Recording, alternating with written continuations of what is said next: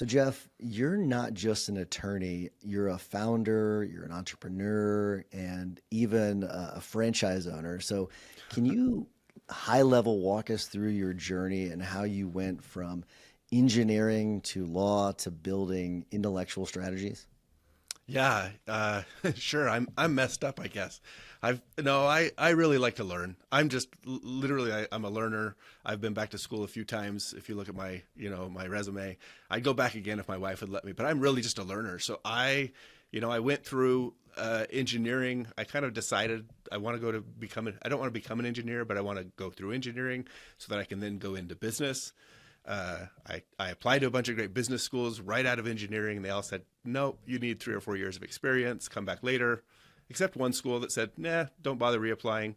Uh, and then in the meantime, while I was on my kind of 3 or 4 year plan to work and go back and reapply to those schools, somebody kind of came to me and said, hey, you should go to law school, become a patent attorney. I'm like, I don't know what that is, but sounds interesting. Sounds like it's in demand. Let's do it. And then, 10 years, was it 10 years? 10 years or so after law school, I went back and, did my MBA and really shifted my career. So it's, I work with innovators, people who create, and I feel like I've got some of that in me. I like to explore, I like to experiment, I like to learn, and it's just led me on this path that's gone several places.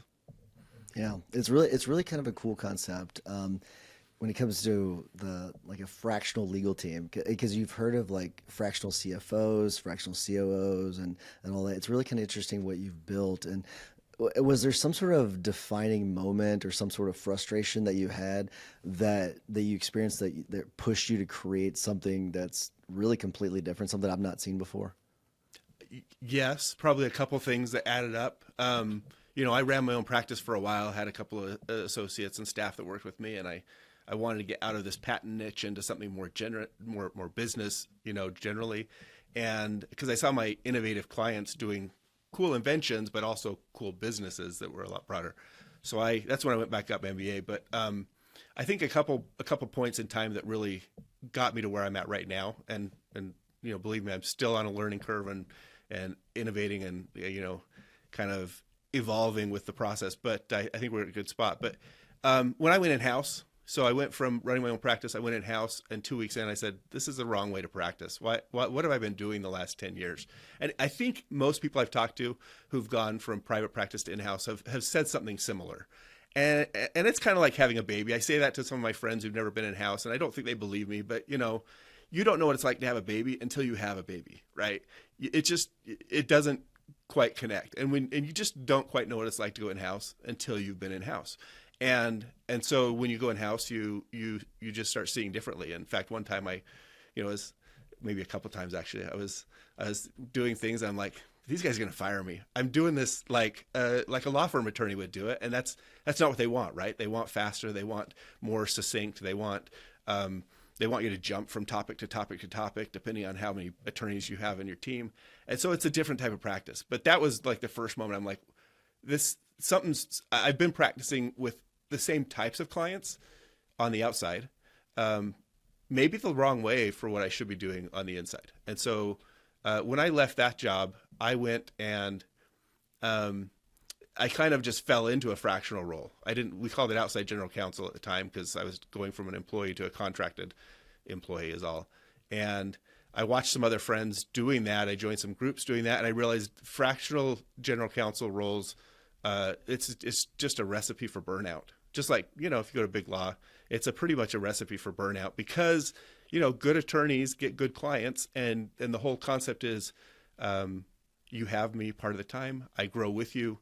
Well, if you have 3 or 4 clients all growing, it doesn't take long to see that they're going to grow and you're going to be in that burnout phase again. And if that's not what you want, then you might be in the wrong spot.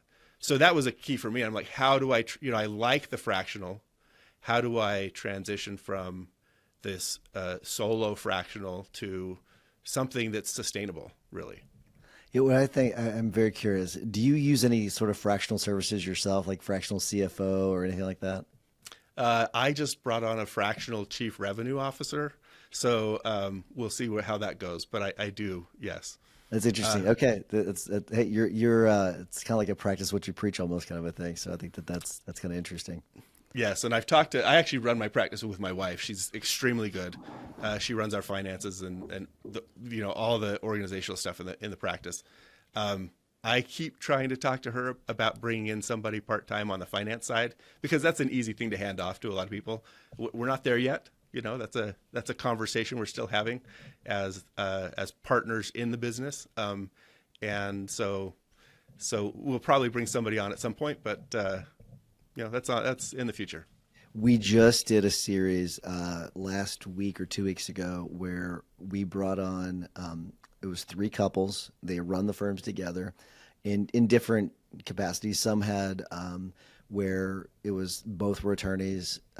Others they were one was attorney, one was not. It really was kind of interesting. I asked them the same questions, and so each one I think had 20 minutes separately, and then at the end we brought them together for 10 minutes to see how their answers were maybe different. It was a Oh, lot it was a lot of fun. So with it, I am curious when it comes to running the firm with your spouse. How has that been? Is it what you expected it was going to be? Why did the two of you decide to run the firm together? Can you talk about that a little bit? yeah. Yeah. So she's not an attorney. She was a stay at home mom for a long time. She's extremely smart. She doesn't necessarily give herself credit for all the things she knows how to do really well. And our kids were getting older. We've got four kids, and when the youngest was, I guess, starting to go into elementary school and all that stuff, she's like, I think I'm going to go look for a job, find something to do, and and I said, yeah, that'd be great, whatever's fulfilling. After a while, she was kind of looking, and I'm like, we're building, like I'm trying to build this thing. It would be awesome to have you build with me. So she's like, yeah, I don't know, I kind of want to do my own thing. And then eventually, she came around. She says she loves it now. So I think she's fantastic at it. She's perfect for the role. She's better at a lot of the organizational things than I am. That's her expertise, her zone of genius. So it's good to have her. Someone please clip that segment and then send it to Jeff's wife, please, because I think it will help. Yeah, very good.